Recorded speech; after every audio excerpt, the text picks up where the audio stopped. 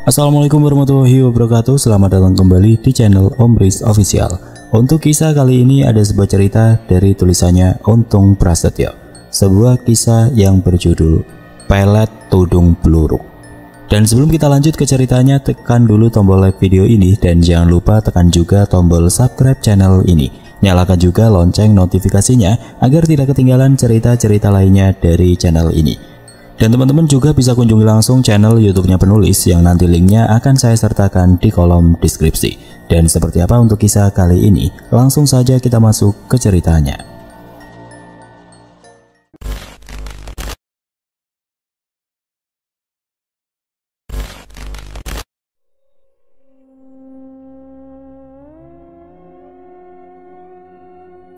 Sebelum bertemu dengan Anton, kehidupan Ayu berjalan dengan baik dan apa adanya. Akan tetapi setelah beberapa kali Ayu berjumpa dan berkenalan dengan Anton, Ayu merasa ada sesuatu yang mulai mengganggu hati dan pikirannya.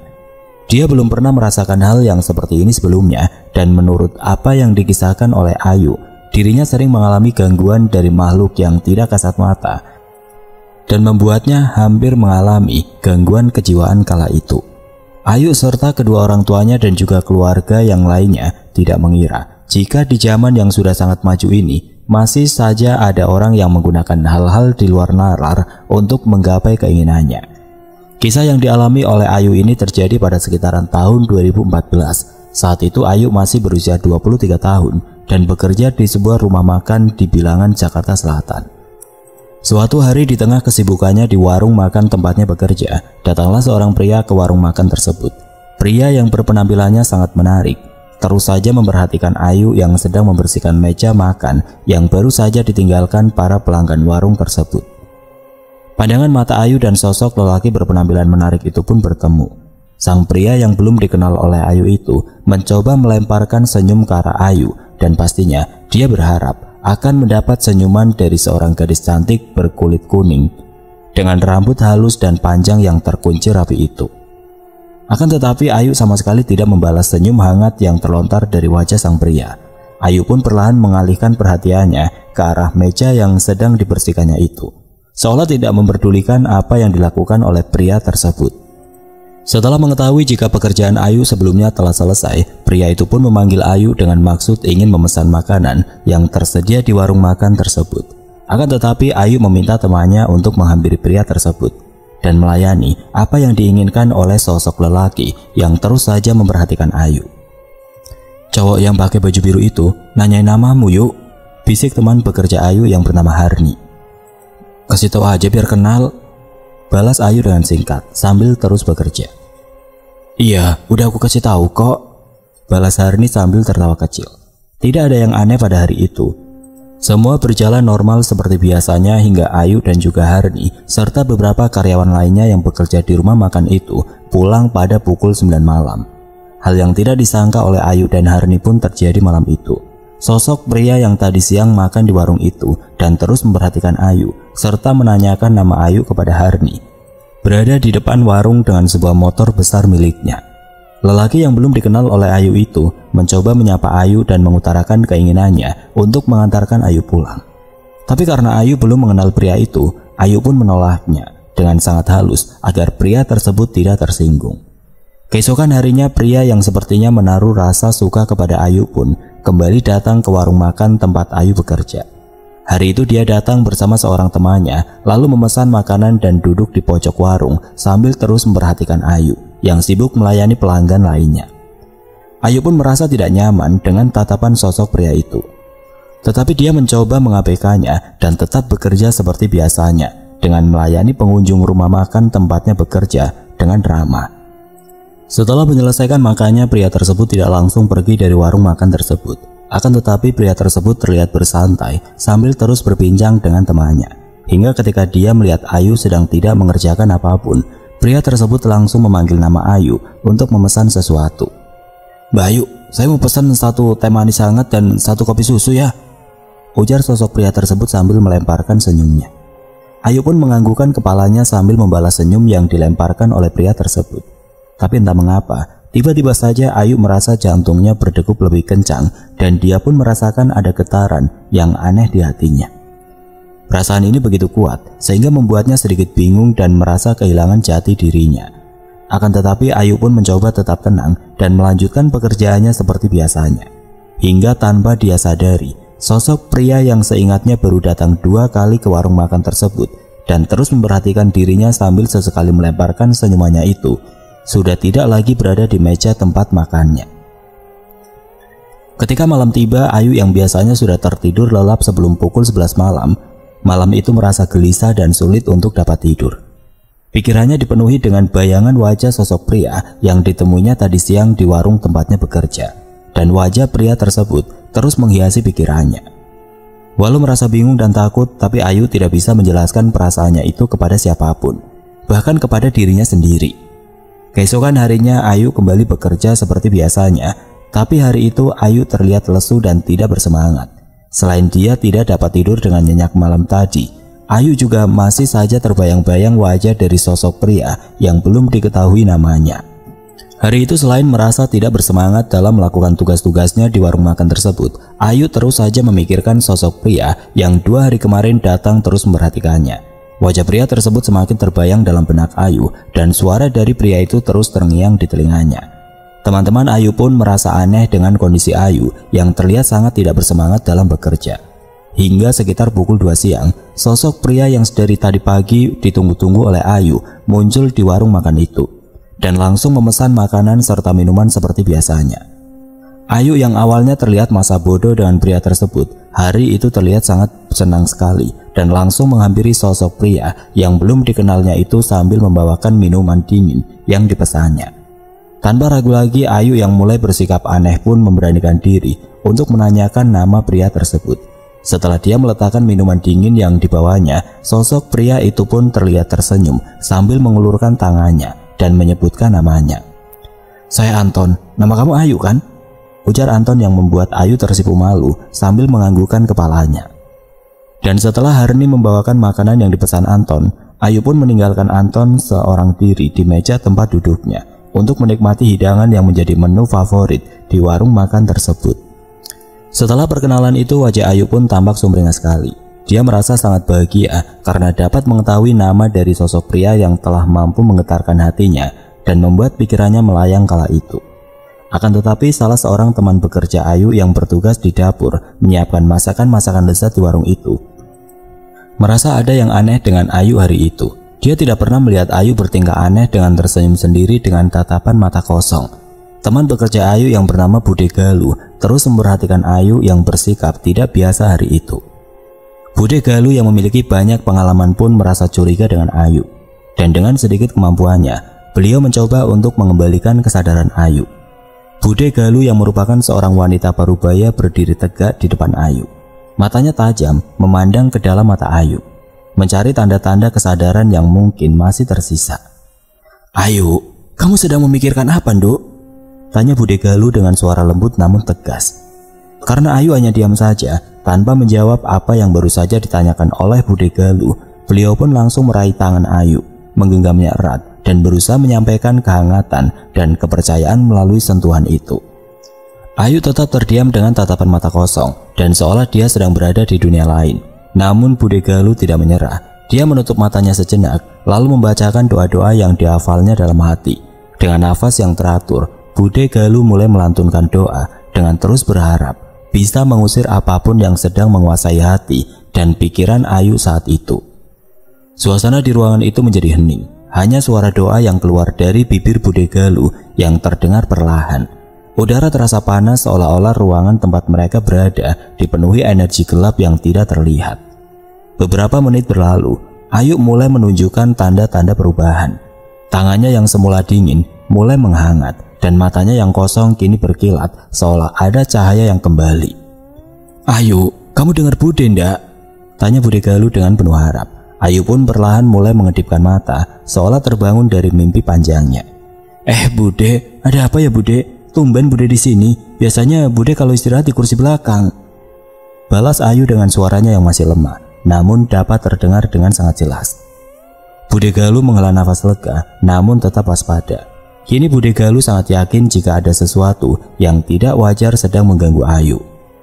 Sedari tadi Bude perhatikan kamu melamun saja. Apa yang sedang kamu pikirkan, Yuk? Tanya Bude Galuh sambil tersenyum. Harni dan juga Mas Topan serta Mang Jaya yang sedari tadi ikut memperhatikan Ayu dan merasa ada sesuatu yang aneh sedang terjadi kepada Ayu pun langsung menghampiri mereka berdua. Harni, Mas Topan dan Mang Jaja pun mengatakan jika Ayu terlihat berbeda dari biasanya hari itu. Mereka pun merasa ada yang sedang mengganggu pikiran Ayu sebelum Bude Galuh menyadarkannya kembali. Kamu teh bengong sambil senyum-senyum sendiri, Yuk. Jangan-jangan kamu sedang jatuh cinta ya? Ujar Mang Jaja seraya menggoda Ayu. Mendengar apa yang disampaikan oleh Mang Jaja, Ayu mencoba mengingat apa yang terjadi dengannya. Namun hanya samar ingatan yang muncul di benaknya. Hingga akhirnya Harni mengatakan tentang sosok Anton yang sudah 3 hari belakangan ini sering makan siang di warung dan terus memperhatikan Ayu. Bahkan menanyakan nama Ayu kepada Harni. Anton, iya saya ingat. Kok saya jadi kepikiran dia terus ya? Gumam Ayu yang membuat Bude Galuh, Harni, Mang Jaja dan Mas Topan terkejut mendengarnya. Wah, jangan-jangan kamu udah kena pelet, Yuk. Seletuk Mas Topan yang membuat Bude Galuh tersenyum. Kalau bisa jauhi saja orang itu, Yuk.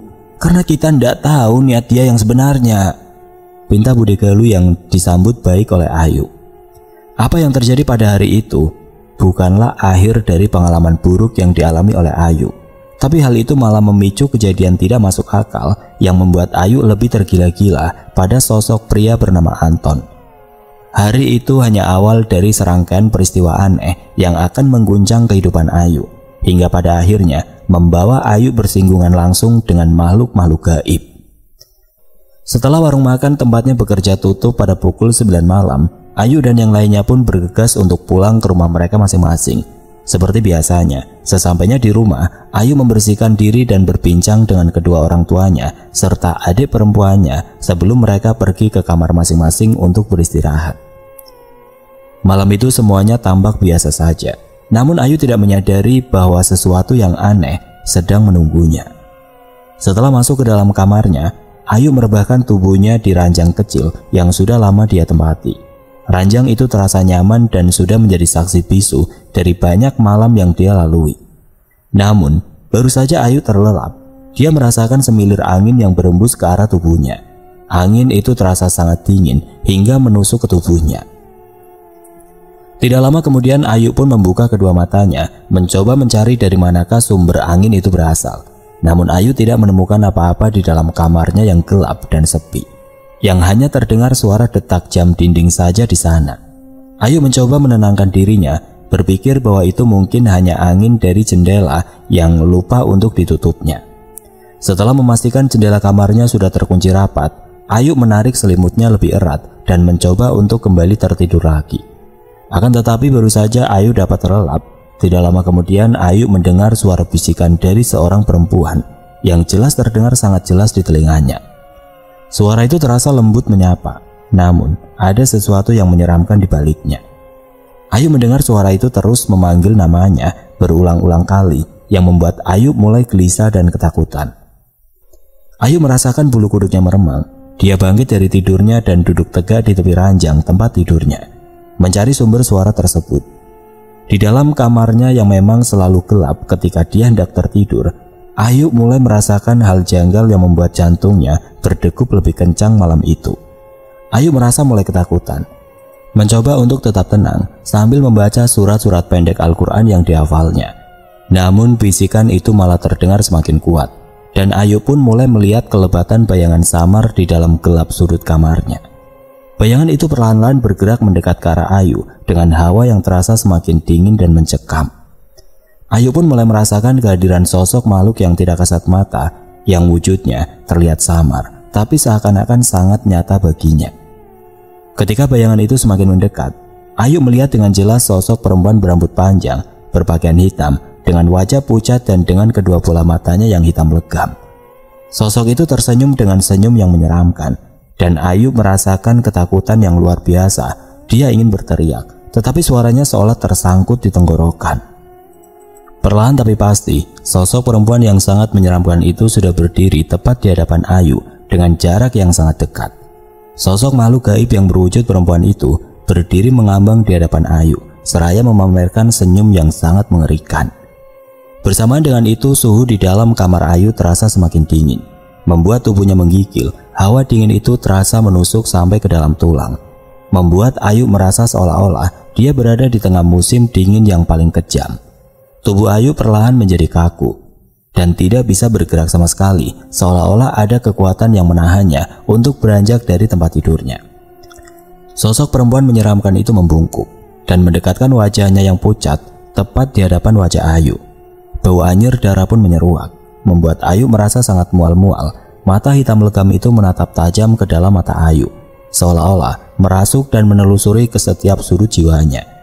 Senyuman menyeramkan itu tetap terlihat dengan jelas, seolah menikmati ketakutan yang sangat hebat yang sedang dialami oleh Ayu kala itu. Ketika rasa takut yang dirasakan Ayu berada di puncaknya, tiba-tiba saja sosok makhluk gaib berwujud perempuan yang sangat menyeramkan itu menghilang dalam sekejap. Sosok makhluk gaib tersebut hanya meninggalkan jejak keheningan yang terasa sangat mencekam. Ayu pun kembali merasakan tubuhnya kembali bebas, walau nafasnya terengah-engah dan keringat dingin membasahi sekujur tubuhnya.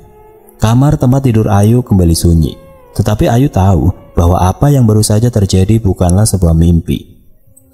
Apa yang baru saja dialami Ayu adalah sesuatu yang nyata dan sangat berbahaya yang telah masuk ke dalam hidupnya. Karena merasa sangat lelah dan seluruh sendi tubuhnya terasa nyeri, Ayu pun kembali membaringkan tubuhnya.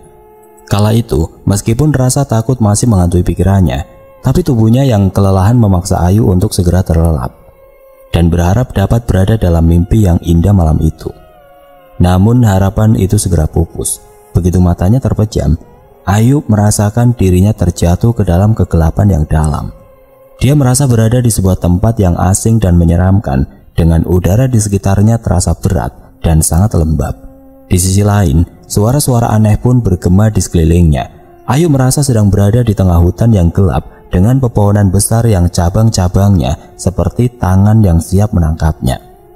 Di kejauhan, Ayu melihat sebuah cahaya redup. Dia merasa tertarik untuk mendekatinya meskipun nalurinya berkata untuk menjauh. Setiap langkah yang diambilnya terasa sulit, seolah-olah tanah di bawahnya mencoba menahan kakinya.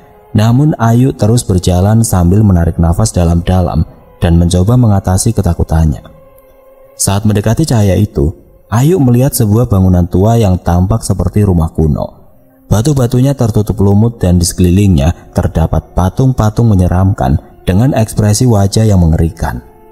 Pintu rumah tua itu terbuka sedikit, memancarkan cahaya yang kuning berkilauan di dalam kegelapan. Ayu pun mulai merasakan tarikan yang kuat, seolah-olah ada sesuatu di dalam kuil itu yang memanggilnya. Sempat mencoba menolak untuk memasuki rumah tua kuno tersebut, tapi langkahnya seperti dipaksa untuk masuk ke dalamnya. Dengan hati-hati Ayu mulai mendorong pintu rumah tua kuno yang teramat rapuh itu. Setelah dapat membukanya, dia melangkah masuk ke dalam rumah yang sedari tadi memendarkan cahaya kekuningan itu. Di dalam rumah tua kuno itu, Ayu melihat sebuah tempat yang dikelilingi dengan lilin-lilin yang menyala di sekitarnya. Dan setelah merasa tempatnya berada menjadi terang, Ayu melihat sebuah cermin besar dengan bingkai yang berukir rumit pada dinding kayu kusam di rumah tersebut. Ayu merasa jika cermin itu memiliki kekuatan besar yang sungguh luar biasa, dan dia tidak bisa mengalihkan pandangannya dari dalam cermin yang tidak menampakkan bayangan dirinya. Tetapi saat Ayu berada lebih dekat dengan cermin tersebut, muncul bayangannya sendiri yang perlahan mulai berubah dan terlihat sedikit berbeda. Wajahnya tampak pucat, dengan tatapan mata sayu yang menggambarkan kehampaan. Ketakutan pun mulai menyelubungi hatinya ketika Ayu melihat dirinya sendiri di dalam cermin dengan kondisi yang terlihat sangat memprihatinkan. Akan tetapi dia tidak bisa berhenti menatap ke arah cermin tersebut, hingga tiba-tiba bayangan dirinya yang berada di dalam cermin tersebut dengan senyum yang sangat menyeramkan. Tidak lama kemudian sosok bayangan dirinya yang berada di dalam cermin pun dengan cepat menarik tubuh Ayu hingga dia pun masuk ke dalam cermin besar tersebut. Dan di dalam cermin itu Ayu melihat dunia yang sama sekali berbeda dari sebelumnya. Saat itu Ayu merasa seperti berada di sebuah desa yang tampak tidak berpenghuni, dengan rumah-rumah yang rusak dan tanaman yang layu. Dan di tengah desa itu tiba-tiba saja Ayu melihat Anton berdiri dengan wajah yang bersinar dan tersenyum ke arah Ayu. Ayu merasa dirinya tidak bisa bergerak, Sementara Anton perlahan-lahan mendekatinya, udara di sekitarnya berada pun terasa semakin berat dan dipenuhi dengan energi negatif. Ayu merasakan ada kekuatan gaib yang sangat kuat yang memancar dari diri Anton. Dan dia tahu bahwa ini bukanlah manusia biasa. Rasa takut yang sedari tadi menikam tubuh Ayu pun perlahan menghilang setelah sosok Anton berdiri tepat di hadapannya dengan senyum menawan yang menghiasi wajahnya. Seketika itu juga Ayu merasa terbuai dan jatuh dalam pelukan Anton yang dalam sekejap mata membawanya ke sebuah tempat lain yang terlihat indah di mata Ayu. Ayu pun terbangun dengan nafas yang terengah-engah serta tubuh yang kembali dipenuhi keringat dingin. Dia melihat ke sekeliling kamarnya dan merasa sangat senang ketika dia sadar jika apa yang dialaminya tadi hanyalah sebuah mimpi. Karena merasa sangat kelelahan, Ayu pun kembali membaringkan tubuhnya walaupun dia mendengar adzan subuh berkumandang. Baru saja Ayu merasakan tidur nyenyak tanpa mimpi yang menakutkan, ibunya pun membangunkan Ayu untuk segera menjalankan ibadah sholat subuh. Akan tetapi Ayu tampak lesu dan tidak bersemangat untuk menjalankan ibadahnya, dan hal itu pun membuat sang ibu merasa ada sesuatu yang aneh yang sedang terjadi pada diri Ayu. Seperti hari-hari biasanya, Ayu pun mulai berangkat bekerja pada pukul 11 pagi. Setelah membersihkan dirinya dan sarapan dengan cepat, Ayu mengenakan seragam kerjanya dan bersiap untuk pergi. Langkahnya sedikit lebih berat dari biasanya, mungkin karena mimpi buruk yang dia alami semalam masih terngiang di pikirannya. Namun dia berusaha untuk tetap fokus pada tugas-tugas sehari-harinya. Sesampainya di warung makan tempatnya bekerja, Ayu mencoba mengalihkan pikirannya dengan sibuk melayani pelanggan dan mengurus pesanan. Teman-temannya di warung makan itu pun menyadari bahwa Ayu terlihat lebih lelah dan sedikit cemas. Tetapi mereka tidak menanyakan apa yang terjadi, menganggap bahwa itu mungkin hanya masalah pribadi. Hari itu warung makan cukup ramai. Pelanggan datang dan pergi membuat Ayu dan rekan-rekannya sibuk tanpa henti. Meski begitu, pikiran Ayu sesekali melayang kembali ke sosok Anton yang kehadirannya sangat dinanti oleh Ayu kala itu. Namun setiap kali pikiran itu muncul, Ayu menggigit bibirnya dan memaksa dirinya untuk tetap fokus bekerja. Ketika jam giliran makan siang tiba, Ayu pun akhirnya mendapatkan kesempatan untuk beristirahat sejenak. Dia duduk di bangku belakang warung, mencoba menenangkan pikirannya dan mengatur nafasnya. Matahari siang yang menyengat saat itu terasa menyenangkan bagi Ayu. Dia merasa terik matahari itu memberikan sedikit kehangatan yang menenangkan. Namun keterangan yang didapat Ayu pun tidak berlangsung lama. Bayangan sosok Anton pun kembali hadir dan sangat mengganggu pikirannya. Hari itu bertepatan dengan hari di mana Bude Galuh mendapatkan jatah liburnya di warung makan tersebut. Karena warung makan buka setiap harinya, maka setiap karyawan mendapat jatah libur yang berbeda. Ayu yang sedang memegang ponselnya pun langsung membuka pesan yang dikirim oleh Bude Galuh. Saat itu Bude Galuh yang memberikan semangat dan beberapa saran tambahan kepada Ayu, memintanya untuk terus berdoa dan tidak membiarkan dirinya terus memikirkan apa yang menurutnya mengganggu pikirannya. Akan tetapi Ayu seolah-olah tidak menggubris pesan tersebut dan langsung menghapusnya karena Ayu malah merasa jika pesan dari Bude Galuh yang kini mengganggu pikirannya. Setelah istirahat siang yang singkat, Ayu kembali bekerja dan terus berusaha tetap bersemangat. Jika biasanya dia selalu menjalankan ibadah sholat duhur sebelum kembali bekerja, tapi hari itu Ayu merasa sangat malas untuk menunaikan kewajibannya itu. Yang ada dalam hati dan pikirannya saat itu adalah berharap Anton datang dan menemuinya. Namun sayangnya hingga malam tiba dan warung makan tempatnya bekerja tutup, Anton tidak juga kunjung datang dan tentunya membuat Ayu merasa sangat sedih sekali hari itu. Saat malam mulai tiba dan warung makan mendekati waktu tutup, Ayu mulai merasakan ketegangan yang semakin meningkat. Selain merasakan kerinduan yang sangat mendalam, Ayu pun merasa jika ada sosok makhluk tidak kasat mata yang mencoba mendekati dirinya. Akan tetapi hal itu tidak berlangsung lama. Beruntungnya, Harni segera memberinya sebotol air mineral dan meminta Ayu meminumnya. "Sama, suruh dia membasuh wajahnya dengan air itu atuh, Harni," bisik Mang Jaja dengan perlahan ke arah Harni. "Aku bingung, Mang, bagaimana meminta Ayu untuk membasuh wajahnya. Aku takut kalau dia malah membuang air itu dan tidak meminumnya." "Alhamdulillah, makasih ya Har, kepalaku jadi enteng deh sehabis minum," balas Ayu dengan senyum manisnya. "Atau maaf ya Ayu, itu muka kamu teh kucel banget, coba dibasuh sekalian pakai air itu," Sahut Mang Jaja yang membuat Ayu tersenyum dan segera melakukan apa yang diminta oleh Mang Jaja. "Alhamdulillah, akhirnya Ayu mau juga, Mang, membasuh wajahnya dengan air itu," ujar Harni seraya berbisik ke arah Mang Jaja. Setelah warung makan tempat Ayu, Harni dan Mang Jaja bekerja serta Mas Topan dan yang lainnya tutup pada pukul 9 malam, Ayu dan rekan-rekannya pun bergegas pulang. Ayu yang merasa pikirannya kembali cerah pun merasa sangat senang kala itu. Akan tetapi Ayu belum tahu apa yang sebenarnya terjadi pada dirinya. Sesampainya di rumah, Ayu melakukan rutinitasnya seperti biasa. Dia membersihkan diri, berbincang dengan kedua orang tua serta adik perempuannya, dan kemudian menuju kamar untuk beristirahat. Namun ada sesuatu yang berbeda malam itu.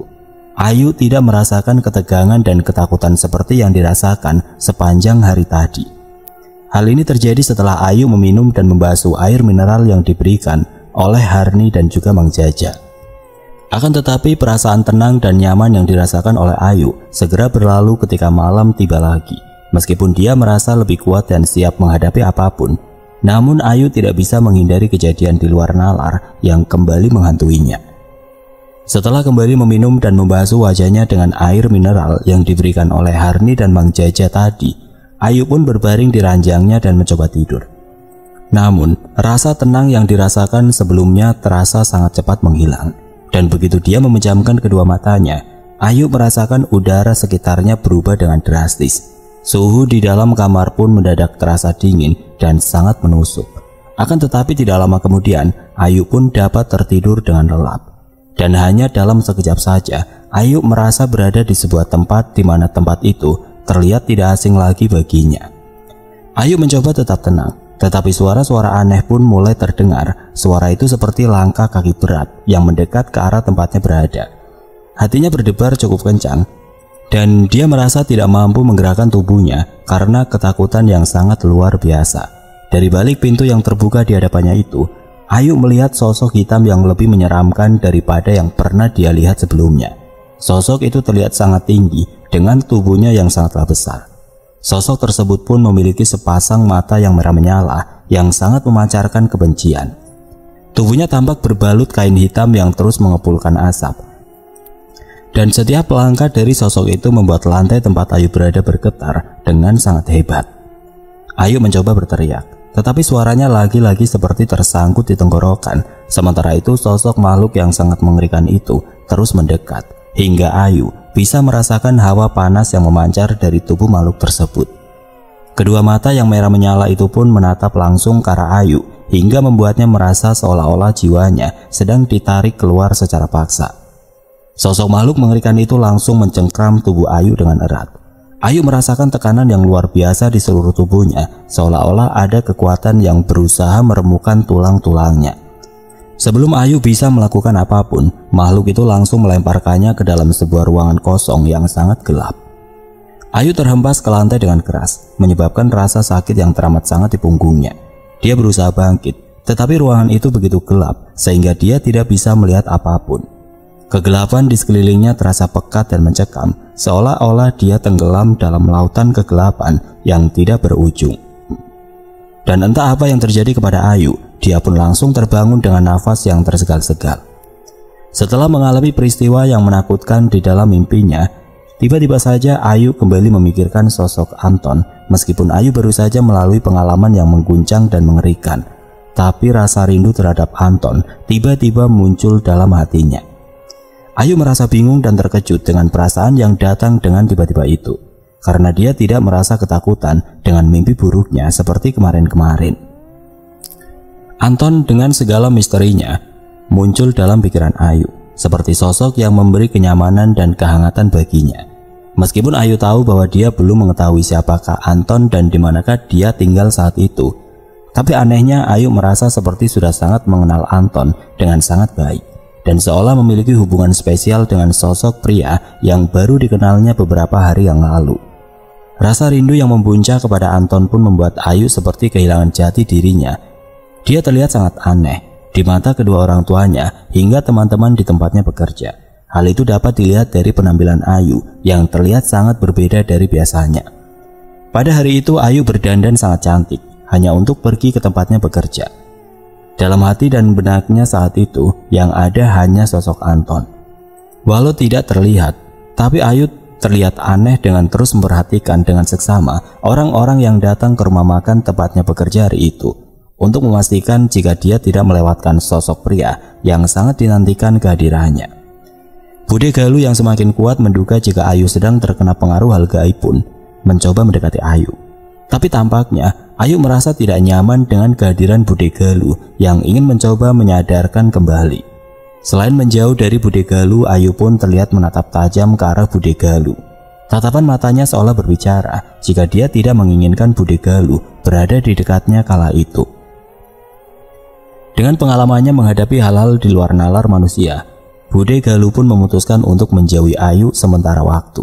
Dia percaya bahwa Ayu perlu waktu untuk merenung dan menghadapi pikirannya sendiri. Namun, Bude Galuh, Harni, Mang Jaja, serta teman-teman Ayu lainnya tidak tinggal diam. Mereka terus mencoba mencari cara untuk membuat kesadaran Ayu kembali sepenuhnya. Meskipun menjauh, tetapi Bude Galuh tetap memperhatikan Ayu dari kejauhan. Dia merasa ada kekuatan yang lebih besar dari sebelumnya yang mengikat Ayu pada Anton. Sesuatu yang tidak bisa dijelaskan hanya dengan logika saja. Bude Galuh pun mengamati dengan cermat, berharap menemukan petunjuk yang bisa membantunya memahami situasi Ayu. Sementara itu Harni dan Mang Jaja yang juga tidak asing tentang dunia gaib berkumpul dengan teman-teman Ayu untuk membahas langkah selanjutnya. Mereka menyadari bahwa Ayu sedang terjebak dalam pengaruh yang kuat dan memerlukan bantuan untuk kembali ke dalam dirinya yang sejati. Setelah kemarin Harni dan Mang Jaja memberikan air doa yang dibuatkan oleh Bu Galuh di rumahnya, kini mereka bersama Bude Galuh sepakat untuk meminta bantuan kepada seorang guru spiritual yang dikenal oleh Mang Jaja. Walaupun Bude Galuh mengerti dan juga memiliki kemampuan itu, tapi dia merasa jika ilmunya tidak mampu untuk melawan energi jahat yang kini bersemayam dalam tubuh Ayu. Sekitar pukul 2 siang, sosok pria yang sangat dinanti-nanti oleh Ayu pun datang dan langsung duduk di hadapan meja yang berada di sudut rumah makan besar itu. Ayu yang menyadari kedatangan Anton pun langsung berlari menghampiri pria yang sangat dirindukannya dan terus menghantui pikirannya. Hal itu pun semakin menguatkan dugaan Bude Galuh, Harni, Mang Jaja, Mas Topan dan yang lainnya jika Ayu sedang terkena pelet ampuh yang dengan seketika membuatnya tunduk di hadapan Anton. Ayu yang biasanya selalu bekerja dengan baik hari itu terlihat tidak lagi peduli dengan pekerjaannya. Dia memilih untuk tetap berada di depan Anton yang sedang menikmati makan siangnya saat itu. Tidak ingin pemilik rumah makan itu tahu dengan apa yang sedang dilakukan oleh Ayu. Mas Topan pun berusaha mendekati Ayu dan mencoba menasihatinya. Tapi suara Ayu terdengar sangat lantang kala itu. Dia malah memaki Mas Topan dan meminta Mas Topan untuk menjauh dari tempatnya berada. Tidak ingin terjadi keributan, Harni pun mengajak Mas Topan pergi dari tempat Ayu dan Anton berada. Dan saat itu juga Mas Topan diminta menemani Mang Jaja untuk mendatangi rumah seorang guru ahli spiritual yang bernama Pak Ade Ponco. Beruntungnya hari itu Pak Ade Ponco sedang berada di rumahnya, dan tanpa pikir panjang lagi Pak Ade Ponco pun langsung mengajak Mas Jaja, Mas Topan untuk kembali ke rumah makan tempatnya bekerja. Setelah mendengar apa yang disampaikan oleh keduanya, sesampainya Mang Jaja dan Mas Topan dan juga Pak Ade Ponco di warung makan tersebut, Ayu dan Anton masih terlihat duduk berdua di tempatnya. Mereka terlihat sangat akrab sekali, walau hari itu adalah kali pertama bagi Anton dan juga Ayu berbincang-bincang berdua. Dengan kemampuan spiritualnya, Pak Ade Ponco pun mampu mengetahui energi gelap yang saat itu menutup pikiran Ayu dan membutakan mata hatinya. Kemarin saya mencoba untuk menghilangkan energi gelap itu dari tubuh Ayu, tapi sepertinya sosok makhluk gaib yang mempengaruhi pikirannya memiliki kesaktian yang cukup tinggi, Pak. Ujar Bude Galuh yang membuat Pak Ade Ponco menganggukkan kepalanya. Memang benar, Bude. Energi itu berasal dari sebuah ilmu pelet tingkat tinggi, yang mana ilmu itu digunakan hanya untuk merampas keperawanan dari seseorang perempuan muda. Dan setelah berhasil mendapatkan mahkota dari gadis itu, si pria akan meninggalkannya begitu saja. Dan sang gadis akan membenci pria itu seumur hidupnya. Ujar Pak Ade Ponco menjelaskan ilmu pelet yang sedang mengenai Ayu kala itu. Jadi pelet itu hanya sekali pakai saja ya Pak Ade? Tanya Mas Topan penasaran. Betul sekali Mas, ilmu pelet itu memang digunakan sebagai pelampiasan nafsu saja. Tidak ada maksud dan tujuan lain selain mendapatkan keperawanan dari seorang gadis muda. Ujar Pak Ade Ponco menjelaskan. Setelah mereka menyelesaikan perbincangan mereka, jangan biarkan gadis itu pergi bersama lelaki kurang ajar itu. Sebisa mungkin kita harus menahannya. Saya akan mencoba mengembalikan kesadarannya walau untuk sementara waktu, Imbu Pade Ponco menjelaskan. Tidak lama kemudian Anton pun mulai beranjak dari tempat duduknya. Begitu juga dengan Ayu. Dia terus berada di dekat Anton, seolah-olah takut kehilangan pria yang sangat dicintainya itu. Tumpahkan air ini ke tubuh gadis itu, dan usahakan salah satu dari kalian bisa mengusap wajah dengan air ini, pinta Pade Ponco kepada Bude Galuh, Harni, Mas Topan, Mang Jaja, dan juga Septi, serta Imas yang sedari tadi berkumpul di sebelah dapur. Dengan rencana matang, Imas pun diminta membawa gelas berisi air putih yang telah diberi doa oleh Pade Ponco sebelumnya. Sementara itu Harni sudah terlebih dulu membasahi kedua tangannya dengan air doa tersebut dan mulai berjalan bersama Imas ke arah tempat Ayu berada. Dan di saat Imas menyiramkan air doa yang berada di gelas yang dibawanya di atas nampan itu, Ayu pun berteriak dengan sangat kencang memaki Imas dan menganggap Imas bersikap kurang ajar kepada Ayu. Di saat yang bersamaan, Harni pun mencoba membungkam wajah Ayu sambil membasuhkan air yang masih membasahi tangannya. Dan betapa terkejutnya Harni, Imas dan juga Mas Topan serta Mang Jaja dan juga Bude Galuh ketika melihat Ayu. Ayu tiba-tiba saja ambruk dan tidak sadarkan diri. Anton yang berada di dekat Ayu pun langsung meraih tubuh Ayu hingga tubuh lemah Ayu tidak membentur lantai dengan kencang. Mas Topan, Mang Jaja dan Bude Galuh serta Septi pun bergegas berlari ke arah Ayu berada. Mereka pun dibuat bingung dengan apa yang terjadi kepada Ayu saat itu. Tapi anehnya, sosok Anton yang sedang memegang tubuh Ayu pun dengan segera meminta Harni untuk menggantikan posisinya, dan tidak lama setelah itu Anton pun bergegas pergi dari kerumunan itu dan berlari kecil ke arah luar rumah makan. Tidak ingin sosok pria kurang ajar yang berniat jahat kepada Ayu pergi begitu saja, Pade Ponco pun melakukan hal tidak terduga dengan bantuan makhluk tidak kasat mata. Dia pun langsung memberi pelajaran kepada Anton dengan membuatnya terjungkal di jalan besar yang tepat berada di depan warung makan tersebut. Beruntungnya Anton tidak mengalami luka parah saat itu. Walaupun sepeda motor yang dikendarainya ringsek akibat terserempet truk bermuatan gas LPG, tapi Anton berhasil melompat dari sepeda motornya sesaat sebelum truk besar tersebut melindasnya. "Rasakan balasannya, bocah kurang ajar," ujar Pade Ponco kala itu. Setelah tersadar, Ayu pun dibuat bingung dengan apa yang terjadi. Dia sama sekali tidak ingat apa yang dia lakukan saat itu. Semua teman-teman Ayu yang bekerja di warung makan itu pun merasa senang karena akhirnya Ayu dapat terbebas dari pengaruh pelet jahat yang diberikan oleh Anton. Selain itu, Pade Ponco pun tidak membiarkan Ayu kembali terkena pengaruh jahat dari pelet yang digunakan oleh Anton. Beliau pun memberikan perlindung gaib kepada Ayu agar terhindar dari jerat pelet tudung peluru.